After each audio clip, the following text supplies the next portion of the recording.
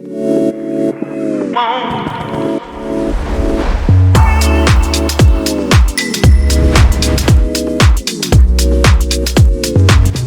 a ngi teewlu seen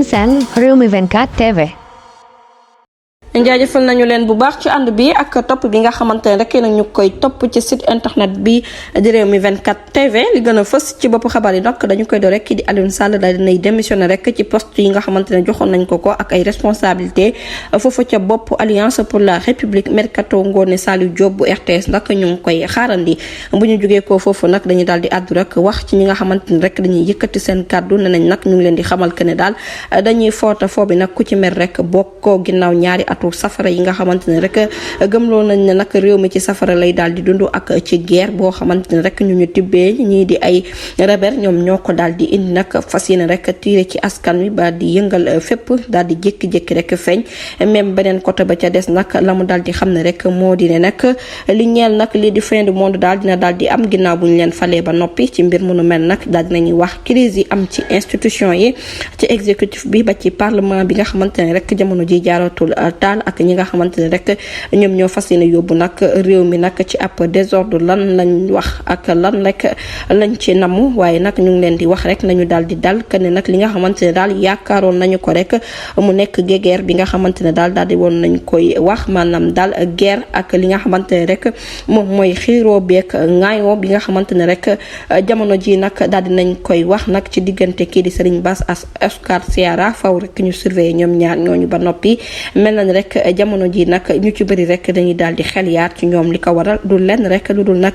gouvernement parallèle bi nga xamante ne rek moom moo daal di am ci diggante ki ñi dippee Oscar mi nga xamante ne rek daal dinañu koy installé ci primature am ne leen du yàgg dara nag lii di guerre boo xamante ne rek guerre fratricide la mu mel ni rek ay temps ngi nii ñu ngi wax nag que réew mi daal mi ngi ci ay jafe-jafe réew bi nga xamante ne rek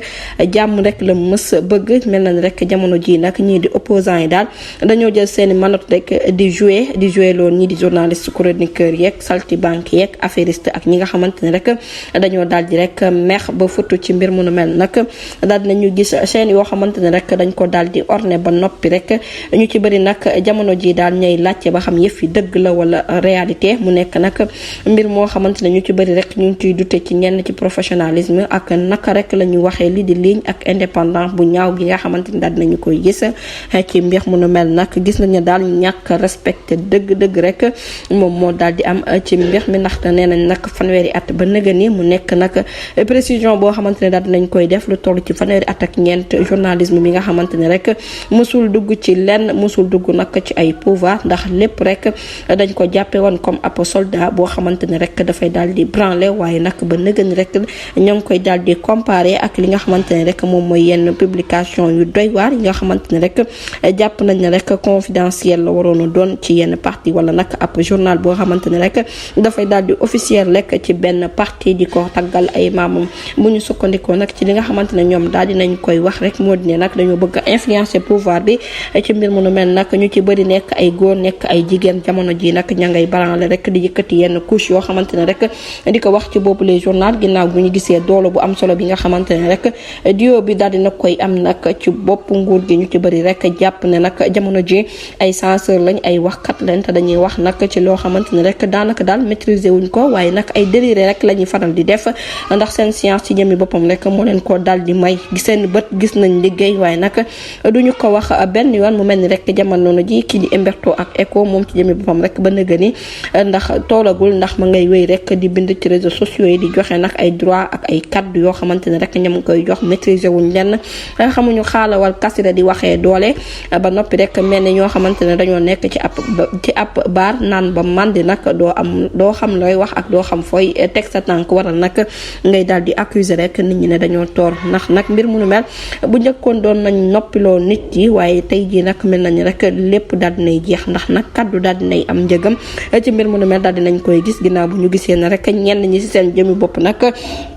xamuñu lenn waaye ñoom si seen gémmi bopp daal ñoom ñooy tëj seen gémmiñ ba noppi rek di dem di wax ak ñoo xamante ne rek amuñu benn état d'âme maanaam xalaatuñu réfléchir wuñ te mooy nag la mu daal di xam ne rek mooy yoonam nekku ci mbir moomu waaye daal li nga xamante ne daal moom moo leer ba leer